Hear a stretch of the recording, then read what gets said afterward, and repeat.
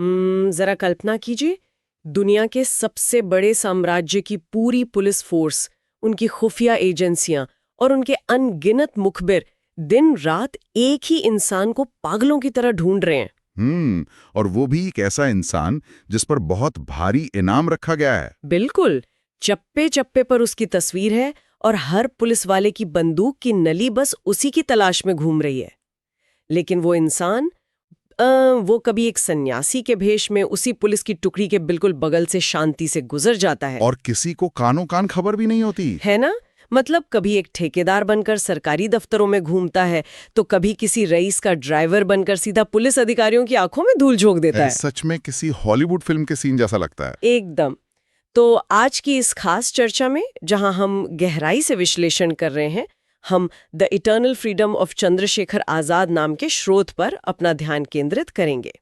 और हमारा मकसद यहाँ सिर्फ इतिहास की किसी किताब के पन्ने पलटना या तारीखें रटना बिल्कुल नहीं है। सही कहा, तारीखें तो हमें स्कूल में ही रटा दी जाती हैं। हाँ, आज हम उस मनोविज्ञान, उस अभेद्य मानसिक दृढ़ता और उस गजब की रणनीति की चीर-फाड़ करेंगे जिसने महज 15 साल के एक आम लड़के को पूरे ब्रिटिश साम्राज्य के लिए खौफ का दूसरा नाम बना दिया। एक ऐसा खौफ जो अंग्रेजों की रातों की नींद उड़ा चुका था। बिल्कुल।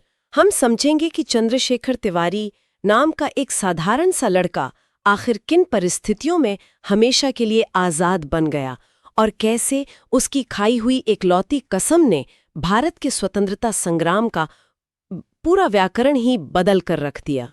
तो इस कहानी को समझने के लिए ना हमें सबसे पहले 1921 के भारत की नब्ज टटोलनी होगी। देखिए, देश में असहयोग आंदोलन बिल्कुल चरम सीमा पर था। यस। पूरे देश में एक उबाल था। हर कोई सड़कों पे था उस वक्त। हाँ, और इसी उथल पुथल के बीच एक 15 साल का लड़का अंग्रेजों के खिलाफ प्रदर्शन करते हुए पकड़ा जाता है और उसे एक ब्रिटिश अदालत में पेश किया जाता है। अब जरा उस सीन को इमेजिन कीजिए। मतलब 15 साल का बच्चा जो शायद स्कूल में होना चाहिए था। बिल्कुल। एक तरफ एक ऐसा साम्राज्य जिसका सूरज कभी अस्त नहीं होता था, और दूसरी तरफ एक निहत्था किशोर। जब मजिस्ट्रेट उस लड़के से उसका नाम पूछता है तो वो बिना किसी हिचकिचाहट के जवाब देता है आजाद। वाह। मजिस्ट्रेट चौंक जाता है। वो उसके पिता का नाम पूछता है तो वो लड़का जवाब देता है स्वतंत्रता। रोंगटे खड़े कर देने वाला पल है ये।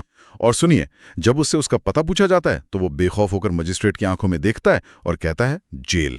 क्या बात है। अब देखिए, ये महज एक विद्रोही किशोर का गुस्सा नहीं था। अगर हम इस पूरी घटना का मनोवैज्ञानिक विश्लेषण करें ना, तो ये ब्रिटिश सत्ता के खिलाफ एक बहुत ही सदा हुआ साइकोलॉजिकल डिसआर्मामेंट था, यानी मनोवैज्ञानिक निरस्त्रीकरण।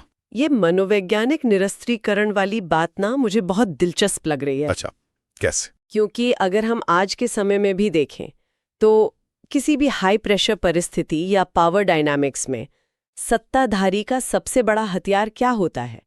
उसका रुतबा या उसके द्वारा पैदा किया गया खौफ ही होता है ना? बिल्कुल, खौफ से ही तो राज किया जाता है। हाँ, और अंग्रेजों की पूरी हुकूमत भारत में जिस एक चीज पर टिकी थी, वो कोई बहुत बड़ी सेना नहीं थी, बल्कि वो हम भारतीयों के मन में बैठा हुआ ब्रिटिश कानून का डर था। सही कहा। उनकी अदालतें, उनकी कालकोठरियां, कोड़े मारने की सजा, ये सब उसी डर की मशीनरी के पुर्जे थे। तो जब एक 15 साल का बच्चा भरी अदालत में जज की आंखों में देखकर कहता है कि उसका पता ही जेल है, तो वह असल में उस पूरी मशीनरी के वजूद को ही नकार रहा है। वो सीधा सीधा उनके डर को चुनौती दे रहा था। एकदम। वो जज से कह रहा है कि आप मुझे उस चीज से नहीं डरा सकते जिसे मैंने पहले ही अपना घर मान लिया है। मतलब इस एक छोटे से डायलॉग ने सत्ता और प्रजा के बीच का जो पूरा डायनामिक था ना, उसे पलट कर रख दिया था।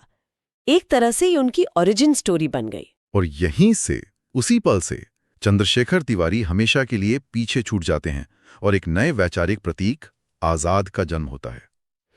एक नए युग की शुरुआत। देखिए, नाम बदलने की ये प्रक्रिया सिर्फ अपनी पहचान छुपाने का कोई तरीका नहीं था। ये एक खुली घोषणा थी। ब्रिटिश अदालत के उस कटघरे में अपना नया नाम तय करके उन्होंने उस पूरी व्यवस्था से खुद को अलग कर लिया था जिस पर अंग्रेजों का कंट्रोल था। उन्होंने ये साफ कर दिया कि उन पर जो कानून लागू होंगे वो अब ब्रिटिश संसद तय नहीं करेगी। बिल्कुल, वो कानून उनकी अपनी अंतरात्मा तय करेगी। लेकिन यहां एक बात ध्यान देने वाली है, केवल अदालत में एक तीखा और दार्शनिक जवाब दे देने से कोई इतना बड़ा साम्राज्य तो नहीं हिलता ना। जाहिर है, बातें तो बहुत लोग करते हैं। सही कहा। शब्दों को हकीकत में बदलने के लिए जमीन पर उतरना पड़ता है, एक फौज खड़ी करनी पड़ती है, हथियार जुटाने पड़ते हैं और एक ऐसा नेटवर्क बनाना पड़ता है जो पूरे देश में फैल सके। और यहीं पर उनकी भूमिका हिंदुस्तान सोशलिस्ट रिपब्लिकन एसोसिएशन यानी HSRA में सबसे अहम हो जाती है। बिल्कुल सही पकड़ा आपने। क्योंकि HSRA की बात किए बिना ना आज़ाद की रणनीति को समझना नामुमकिन है।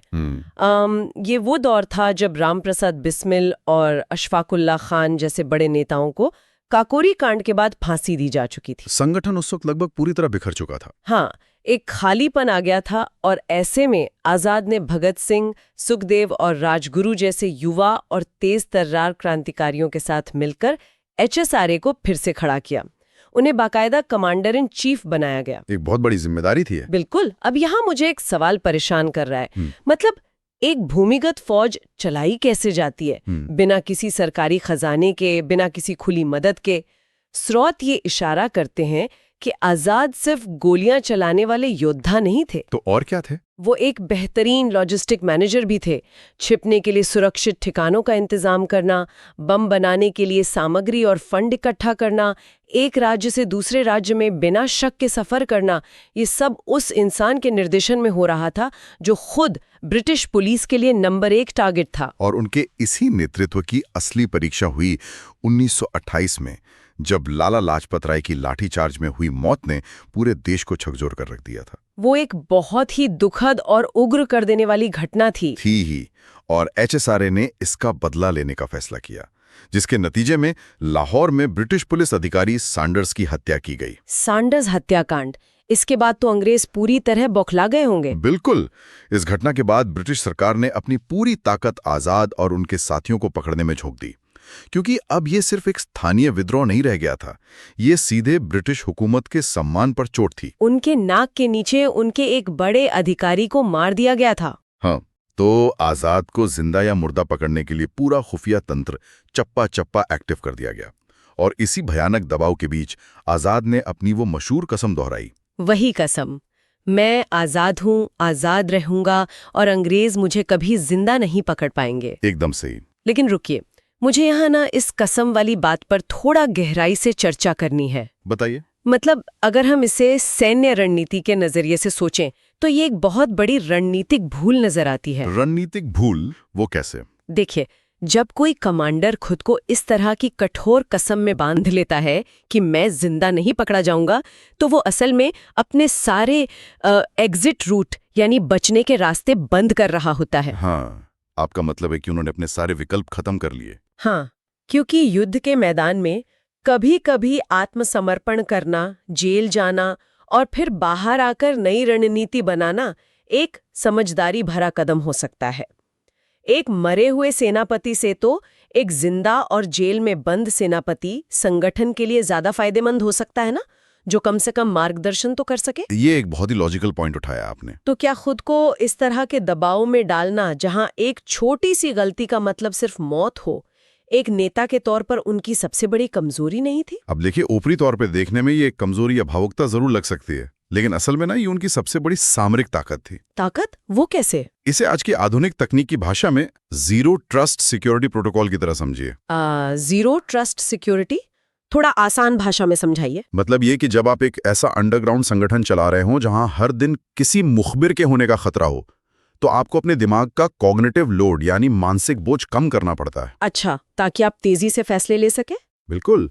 जब आजाद ने यह तय कर लिया कि सरेंडर नाम का कोई विकल्प इस सिस्टम में है ही नहीं, तो आपातकालीन स्थिति में उनके दिमाग को सोचने के लिए एक कदम कम उठाना पड़ता था। विकल्प ही खत्म तो दुविधा भी खत्म। सही कहा। जब भी पुलिस सामने आती तो उनके पास सिर्फ 2 ही रास्ते बचते थे, या तो भाग निकलना है या फिर लड़ते हुए जान दे देनी है। आत्मसमर्पण का विचार दिमाग में ना होने से उनके फैसले पलक झपकते ही होने लगे। इस स्पष्टता ने उनके अंदर के डर को पूरी तरह खत्म कर दिया था। जैविक रूप से इंसान को डर लगता है, शरीर में एड्रेनालिन दौड़ता है, लेकिन आजाद ने उस डर को पैनिक की बजाय अल्ट्रा फोकस में बदल दिया था। तो इसी फोकस के कारण वे इतने सालों तक पुलिस को चकमा देते रहे। जी हाँ, बिल्कुल। ये एक बहुत ही शानदार नजरिया है।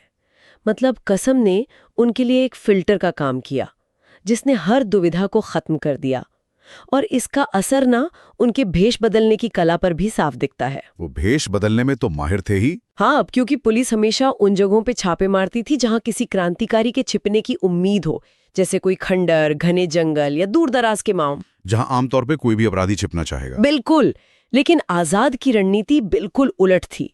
वे खतरा मोड़ लेते थे और अक्सर पुलिस की नाक के बिल्कुल नीचे छिपते थे। एकदम हाइडिंग इन प्लेन साइट। हाँ, मुझे याद आ रहा है, झांसी के पास कई महीनों तक वे पंडित हरिशंकर ब्रह्मचारी के नाम से एक कुटिया में रहे और बच्चों को पढ़ाते रहे। और किसी को जरा भी भनक नहीं लगी। किसी को शक तक नहीं हुआ कि ये साधारण सा दिखने वाला सन्यासी असल में पूरे भारत का सबसे वांटेड इंसान है।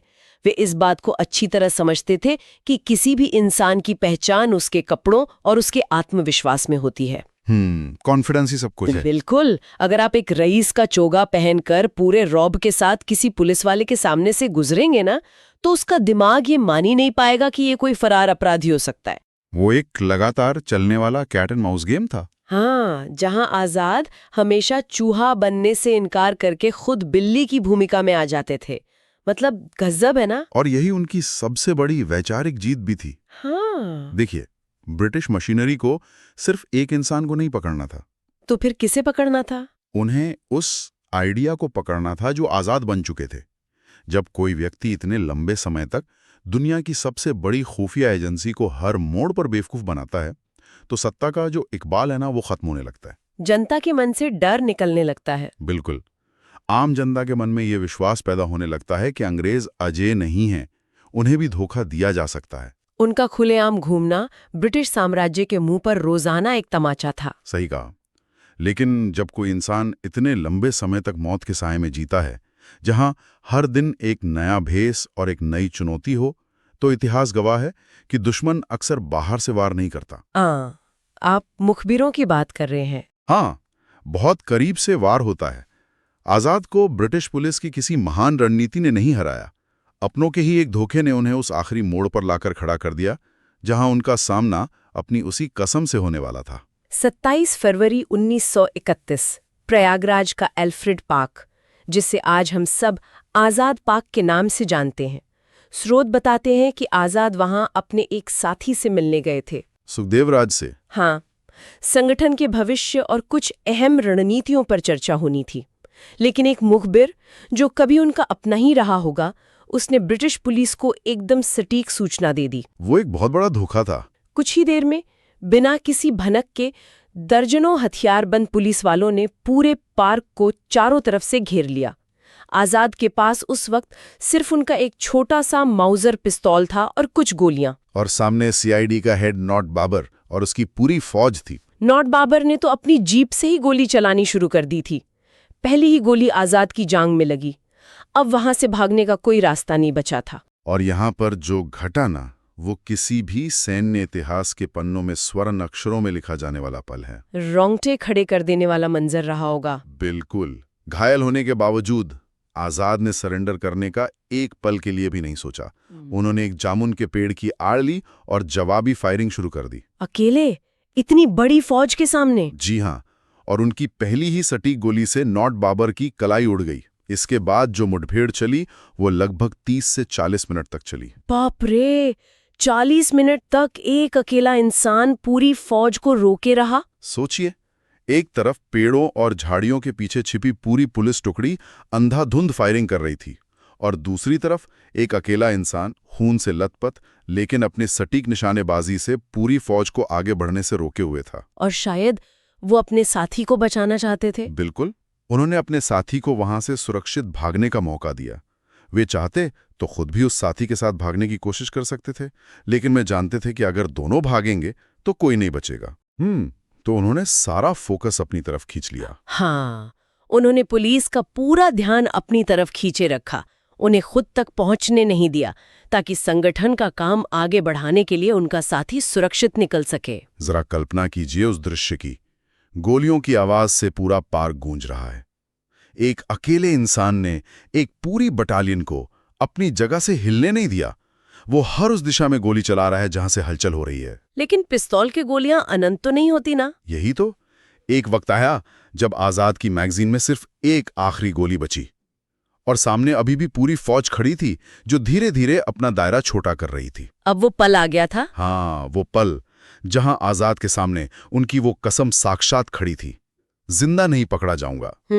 उस अंतिम क्षण में उन्होंने अपनी मौजल पिस्तौल की नली को अपने ही सिर पर रखा और बिना किसी हिचकिचाहट के ट्रिगर दबा दिया। एक बहुत भारी बलिदान, एक तेज आवाज और उसके साथ ही एक युग का अंत हो गया।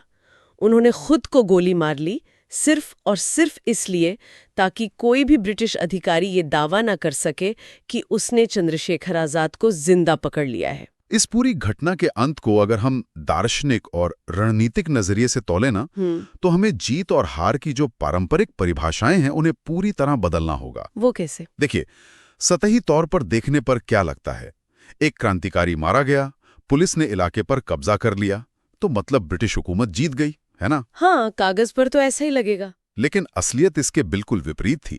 अंग्रेजों का असली मकसद आजाद को उस पार्क में मार गिराना कभी था ही नहीं। अच्छा, तो उनका मकसद क्या था? उनका मकसद था आजाद को जिंदा पकड़ना। वे उन्हें जंजीरों में जकड़कर सड़कों पर घुमाना चाहते थे, उन पर एक बहुत बड़ा मुकदमा चलाना चाहते थे, ताकि वो लोगों के दिलों में डर पैदा कर सके। बिल्कुल, वे सार्वजनिक रूप से फांसी पर लटकाकर पूरे देश को ये संदेश देना चाहते थे कि जो भी हुकूमत से टकराएगा उसका यही अंजाम होगा। वे आजाद के खौफ को एक तमाशे में बदलना चाहते थे।